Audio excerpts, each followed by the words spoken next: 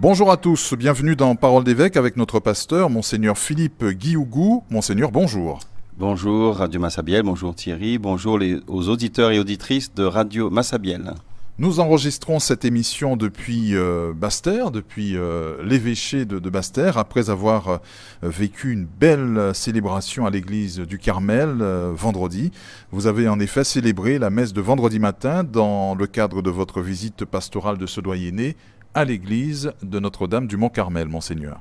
Oui, tout à fait. Donc, je suis dans la grande semaine de ce début de visite pastorale qui prendra tout un temps. Et donc la visite pastorale commence soit par un temps de prière, soit par une célébration. Et aujourd'hui, donc ça a été à la messe au Carmel, où nous avons célébré avec l'assemblée présente. Et donc c'est une bonne manière d'entamer spirituellement cette longue journée et belle journée qui s'annonce. Vous avez vécu une semaine très riche en parcourant tout ce doyenné de Basse-Terre. Votre visite pastorale s'achèvera par la paroisse de Gourbert. S'il fallait faire un premier bilan d'étape de votre tournée dans ce doyenné de Basse-Terre, quel serait-il ? Le premier bilan, c'est vraiment une grande joie puisque finalement à travers cette visite pastorale, je rencontre pas mal de personnes, pas mal de structures, de paroisses. Parce que c'est aussi le but d'une visite pastorale, de mieux connaître son territoire et de mieux connaître les structures qui fonctionnent, les conseils pastoraux, conseils affaires économiques et surtout les différents mouvements au sein d'une paroisse. Et donc, à travers cette visite pastorale du doyenné de Basse-Terre, c'est vraiment une rencontre où on prend son temps pour s'écouter. Donc, c'est d'abord être à l'écoute de l'Esprit. On a souvent prié l'Esprit Saint, d'ailleurs, au début des rencontres, pour cette ouverture. Et la visite pastorale, c'est une ouverture aussi, pas uniquement au monde pastoral, au monde de l'Église, mais c'est aussi au monde civil. Donc j'ai l'occasion de rencontrer les maires des différents lieux de Basse-Terre, ça sera aujourd'hui, mais de Saint-Claude, de Baïf, de Gourbert et de Vieux-Fort. Donc vraiment une visite pastorale très intéressante. Oui. Et dans chaque paroisse, vous avez évidemment été très très très bien accueillis. Oui, bien accueilli. Bien sûr, le peuple est toujours content de recevoir l'évêque. Et puis surtout, ce qui touche et ce qui ressort, c'est que l'évêque prend le temps de nous rencontrer, prend une semaine sur notre doyenné. Et donc voilà. Donc cette visite, elle est essentielle pour moi. Ce que je pourrais le dire un peu plus, c'est pour vraiment connaître de l'intérieur la vie d'un diocèse. Et quand on parle de diocèse et une paroisse, c'est un territoire. Et sur ce territoire, il y a un tissu économique, il y a un tissu politique. Donc mes rencontres aussi consistent à rencontrer les maires, à rencontrer le monde, comme hier avec le monde agricole à Baïf, où c'était vraiment une journée formidable. En quoi c'était formidable, justement? Vous parlez beaucoup de ces rencontres à Baïf particulièrement. Oui, à Baïf, en fait, c'est l'ensemble. Si je prends un peu plus en détail, où j'ai pu, en allant à Vieux-Fort, qui a été le premier lieu, on peut faire aussi attention aux signes qui ont du sens. Je commence par Basse-Terre, qui est évidemment avec la cathédrale, donc ça paraissait logique de commencer par ce premier doyenné, parce que notre diocèse est découpé en 10 doyennés qui va jusqu'à Saint-Martin et Saint-Barthélemy. Et en allant à Vieux-Fort, en commençant par Vieux-Fort, finalement, c'est là où l'une des plus petites villes du diocèse, donc ça avait un sens de commencer par un côté très familial. Et ce qui ressortait beaucoup de Vieux-Fort, c'est le maire disait qu'il y a 6 grandes familles à peu près à Vieux-Fort, donc tout le monde se connaît, c'est 1853 habitants, il m'a donné le chiffre précis. Donc voilà, donc Vieux-Fort, c'était ce côté un peu famille et un très beau cadre puisqu'on a les Saintes juste en face de nous. Et puis de voir aussi que les gens sont soucieux aussi d'aller à la rencontre. Donc voilà, donc il y a des points importants qu'on a un peu soulevés. Et puis à Saint-Claude, nous étions dans les hauteurs. Ça a été vraiment un très beau moment puisqu'il y a eu le sacrement des malades. J'ai commencé la journée avec le sacrement des malades et on a donné le sacrement des malades à plus d'une centaine de personnes, parce qu'il y a une forte mobilisation autour du curé sur la question des malades. Il y a au moins une bonne vingtaine de personnes qui vont visiter et porter la communion, même plus que ça, je crois qu'ils étaient une trentaine. Et ils avaient fait venir plus de 80 malades ou personnes âgées qu'ils visitent, qui étaient venus pour la célébration. Donc ça a été vraiment un moment spirituel fort. Je me suis dit, voilà, de cheminer avec la communauté sur la dimension du corps qui peut être malade ou de l'esprit. Et puis on a par exemple dans ces journées à Saint-Claude rencontré les jeunes du Doyenné. On était, je sais pas, il y avait au moins 200 jeunes hein, dans une grande salle que la mairie nous a prêtée, où il y avait pas mal de jeunes de Saint-Claude. Ça a été bien préparé, ils posaient leurs questions, ils ont présenté un peu ce qu'ils vivent. Et puis il y avait les jeunes du Doyenné, où il y avait les scouts de Basse-Terre, il y avait la pasto jeune aussi du Doyenné avec Bailly, Vieux-Fort, enfin bref. Voilà, ça a été aussi un moment fort, puisque la question de la jeunesse est une vraie question qui apparaît dans les différents lieux. Et puis Baïf, qui a été ce lieu aussi, avec la particularité dont j'avais entendu parler, mais des terres agricoles et tout ce qui est aussi maraîcher. Et c'était incroyable que de rentrer dans les terres. Là, je me suis retrouvé en pleine campagne, des choses que je n'ai pas vues depuis longtemps, de se retrouver vraiment à l'intérieur des terres, puisqu'on a tendance à passer finalement au bord du littoral, mais on n'imagine pas tout l'aspect agricole qu'il y a à l'intérieur et dans les montagnes. Il faut vraiment monter. Donc, en rencontrant les agriculteurs, voilà, donc ça a été un moment fort et j'ai évidemment aussi échangé avec Madame le maire. Donc voilà, donc ce début est tonitruant et rien que ça fait que je ne regrette pas du tout d'avoir fait ce choix de la visite pastorale puisque je me rends compte que je vais apprendre bien des choses sur le territoire. De belles rencontres, de beaux échanges, des surprises également qui témoignent des richesses parfois insoupçonnées de notre diocèse et de ses doyennés, donc, Monseigneur. Oui, c'est ça, c'est des richesses insoupçonnées puisque je pense que c'est valable pour beaucoup, je le disais, mais je pense que beaucoup, là où nous sommes allés notamment hier, je pense que beaucoup de Guadeloupéens ne connaissent pas cet aspect de Baïf. Et d'ailleurs, Madame le maire nous disait que c'est un gros travail qu'ils vont faire avec la mairie, mais aussi la collectivité de ce territoire sur le côté innovant, sur le côté touristique qui peut être beaucoup plus travaillé parce que il y a beaucoup de vestiges notamment parce qu'on est quasiment au début de l'histoire de la colonisation, pas quasiment, on est au début de l'histoire de la colonisation, donc on a énormément de vestiges sur ce lieu et puis voilà donc des surprises, des choses que l'on découvre et finalement un territoire qui a beaucoup de qualités et qu'il faut découvrir, mais en profondeur, en allant à la rencontre des gens. Et il faut surtout prendre son temps. Prendre son temps et la patience. Il y avait une belle expression que j'ai retenue hier, faudrait que je retrouve, sur la patience que donnait Monsieur Crane qu'on a visité à Baïf, qui est la seule, l'unique, lieu pour l'aspect du café. Voilà, on a visité cette habitation et qui est impressionnant, Monsieur Crane, haut de ses 90 ans, qui maintient cette production de café. Et donc voilà, donc c'est des choses belles et qu'on ne peut découvrir effectivement qu'en prenant son temps, en restant et voilà, en prenant de la patience pour découvrir.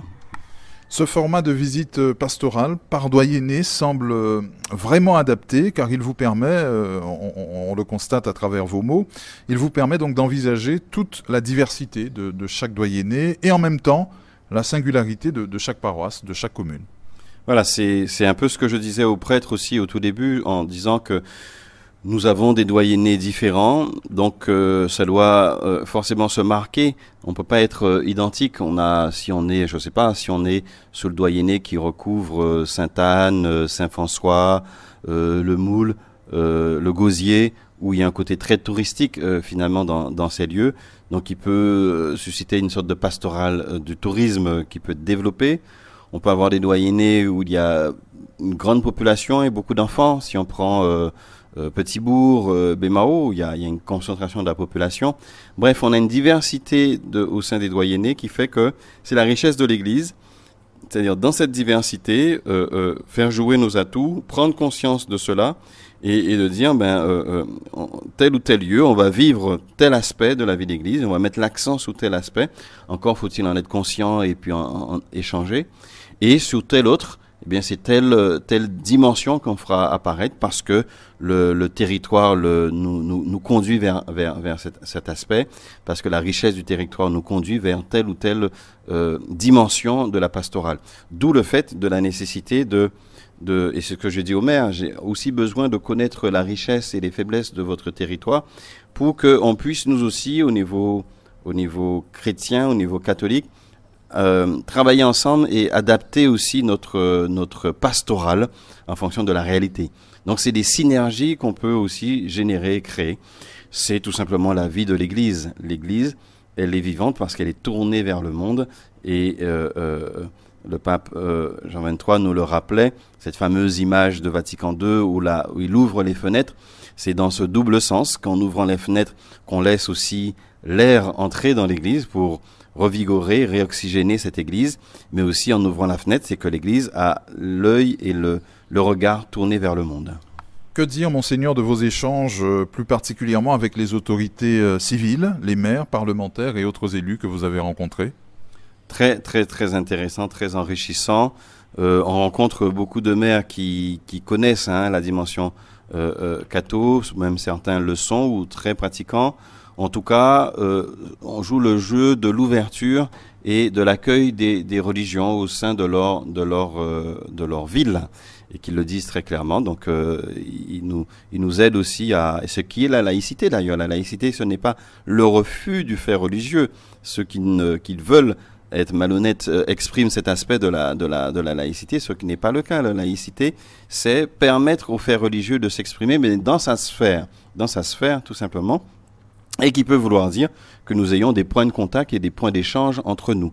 Donc les maires sont très ouverts et étaient très honorés de cette visite, et ils pouvaient exprimer un peu leur territoire, les forces et faiblesses de leur territoire, les questions qui se posent. On voit bien, je n'invente rien en disant cela, on a quand même dans quasiment tous les lieux pour l'instant que j'ai visités, sur ce doyenné de Basse-Terre, la question d'un territoire vieillissant et âgé et revenu dans les différents lieux, que ce soit à Grourbert, que ce soit à Vieux-Fort, à Saint-Claude ou à Baïs. Cette question est revenue. Donc c'est une grande inquiétude qui apparaît chez nous au niveau Église, mais sur le territoire civil, avec les maires qui disent « mais comment on va aussi maintenir un certain niveau de compétences, de force vive, si notre jeunesse part ou si nous ne faisons pas suffisamment d'enfants. » Votre grand tour du doyenné de Basse-Terre se terminera donc dimanche avec 2 temps forts, dimanche après-midi à Gourbert, que nos auditeurs pourront d'ailleurs suivre en direct sur Radio Massabielle. Oui, l'idée aussi dans cette visite pastorale, en fait, c'est à la fois de rencontrer ville par ville, paroisse par paroisse, pour être au plus près, mais aussi, dans certains cas, de permettre à ces paroisses du doyenné de se rencontrer et d'échanger. Et c'est ce que nous avons fait à Saint-Claude en faisant venir des jeunes du doyenné, pour qu'ils partagent et que les plus petits rencontrent les plus grands. Ils ont vu les scouts, certains ne connaissaient pas les scouts, donc ils voient un peu qu'il y a les scouts sur leur doyenné. Il y a la pasto jeune, un peu plus grande, qui était là et qui a pris la parole, donc ça leur permet aussi de se connaître. C'est ce que nous allons faire aussi à travers la pastorale de la solidarité, puisqu'il y a sur le territoire de ce doyenné, il y a Saint-Vincent-de-Paul qui est sur 3 lieux, il y a le Secours catholique, il y a quelques associations, donc on veut les rencontrer pour créer une synergie, et quelquefois l'Église peut être facteur aussi de rencontres des uns et des autres. Et puis nous allons par exemple tout à l'heure faire sur la pastorale des funérailles, mais qui va concerner l'ensemble des responsables du doyenné. Donc l'idée aussi c'est de se dire que sur un doyenné on peut avoir des mutualisations, on peut avoir des forces, ou de connaître ce que fait l'autre peut donner aussi des idées. Donc dimanche, ça sera un peu en beauté aussi. Là, on va rencontrer des jeunes vraiment de tout le doyenné par binôme. On leur demande de venir des plus petits aux plus grands pour avoir un grand échange avec l'évêque. Donc voilà, qu'ils se rendent compte que quelquefois le jeune peut penser ou l'enfant qu'il est seul. Mais de voir, maintenant, je ne suis pas seul, il y a des jeunes d'autres paroisses, d'autres villes, ça crée aussi une sorte de dynamique. Donc je les rencontrerai juste avant la messe, la grande messe qu'il y aura, qui conclura en fait cette semaine sur le doyenné, où nous allons célébrer ensemble. Donc c'est un mélange de proximité et de rencontre de certains groupes et de personnes, et aussi de créer une synergie, une dynamique de groupe sur un doyenné pour qu'ils puissent aussi se mélanger, se rencontrer et partager. Donc voilà, donc et je ne suis pas seul, voilà, c'est important puisque je suis avec les membres aussi du conseil épiscopal. Parce que finalement, je me rends compte, heureusement que j'ai fait ça, c'est impossible d'écouter seul toute cette richesse. Donc on est à 3 au minimum à chaque fois. Et ça nous permet de reprendre ce que nous avons entendu. On s'engage dans 1 ou 2 semaines de faire un retour vers le doyenné en disant, voici ce que nous avons entendu, force et faiblesse. Quand on dit force et faiblesse, c'est pas un jugement, c'est pour dire un peu, voici ce que nous avons constaté du doyenné et qui peut aussi créer peut-être des synergies. Ça donne un regard extérieur sur une vie pastorale. Moi, j'ai appliqué ce que dit l'Église, dit quand un évêque arrive sur un lieu, on le conseille de visiter en fait son diocèse dans les premières années. Donc j'ai préféré le faire tout de suite aussi, puisque je trouvais que les conditions étaient réunies déjà avec le travail qui avait été fait en amont, avec la pastorale d'ensemble, avec ce cahier pastoral qui m'avait été remis à mon ordination avec le travail qu'a fait Monseigneur Macaire. Donc en fait, les jalons étaient déjà posés, et c'est un bon signe d'église, puisque quand on arrive sur une paroisse ou quand on arrive sur un diocèse, Monseigneur Riocreux aussi a œuvré, et donc Monseigneur Cabot, donc on ne vient pas dans l'inconnu, donc on vient aussi se poser sur les épaules aussi de ceux qui nous ont précédés. Et donc, dans sa grande sagesse, l'Église conseille à l'évêque de connaître et de maîtriser son territoire, donc ce que je fais avec joie. Au-delà de cette belle visite pastorale, Monseigneur, comment vivez-vous ce temps de carême au contact des fidèles? En clair, comment sentez-vous battre le cœur du diocèse en cette entame de carême? Ben, je disais, alors il y a un côté vraiment particulier, donc étant complètement absorbé cette semaine par la visite pastorale, mais je sens, de par la présence des personnes aux différentes célébrations qu'il y a. Et puis le carême, souvent, nous remet en route. Nous remet en route, et c'est ce que nous espérons. Nous l'avons vu au sortir du Covid, que le carême a été un des éléments qui a permis à un certain nombre de revenir à l'Église. Donc ce que déjà j'espère et qu'on voit, que le carême, ce carême, qui fait qu'on est déjà là 2 ans après le Covid, va permettre peut-être à certains, et nous l'espérons, de revenir un peu plus à l'Église. Donc c'est dans cette dynamique que je vis ce carême, un retour, un grand nombre dans leur maison, parce que l'Église c'est leur maison. On a beaucoup parlé des 30-50 ans, ça m'a interpellé. Voilà, plus d'un disait que les 30-50 ans est peut-être cette tranche d'âge qui est un peu plus désertée ou qui déserte nos églises. Donc c'est un appel. Je lance aux 30-50, venez découvrir aussi les richesses de la vie de l'Église et profitez de ce carême pour venir à la source et vous nourrir. Et en tout cas, moi, par exemple, avec le rythme des chemins de croix, c'est une bonne manière aussi d'accompagner le peuple en étant présent au cœur de ce carême. Donc un carême où j'en ai parlé encore ce matin, la dimension de la pénitence, du pardon va revenir souvent dans les textes et dans les psaumes. Donc une invitation à se laisser conduire par le Christ. Nous terminons, Monseigneur, par votre prière et votre bénédiction. Au nom du Père et du Fils et du Saint-Esprit, Amen. Je propose une prière pour les vocations que nous avons pu dire cette semaine pendant la visite pastorale, parce que cela fait toucher en rencontrant tout le peuple de Dieu que les vocations du baptisé est importante. Cette vocation, et cette vocation qui peut être aussi des vocations spécifiques dont on a besoin de prêtres et de religieuses, donc que chacun vive son baptême comme une vocation et qui peut conduire à des vocations particulières. Ô Dieu Père, regarde avec amour ton peuple, qui te prie humblement pour obtenir de toi de nombreuses vocations. Toi qui t'es toujours montré fidèle à l'alliance avec ton peuple, réveille au sein de nos communautés paroissiales les dons de l'espérance et de la générosité. Toi que nous as manifesté ton amour en nous donnant ton Fils, fais que beaucoup d'hommes et de femmes de nos familles osent s'engager sur le chemin de la vie sacerdotale ou consacrée. Ô Père, toi qui es toujours à l'œuvre avec ton Fils, donne à plus de jeunes, par l'Esprit Saint, la lumière, pour discerner leur véritable vocation et la force de s'y engager. Amen. Et que Dieu Tout-Puissant vous bénisse, le Père et le Fils et le Saint-Esprit. Amen.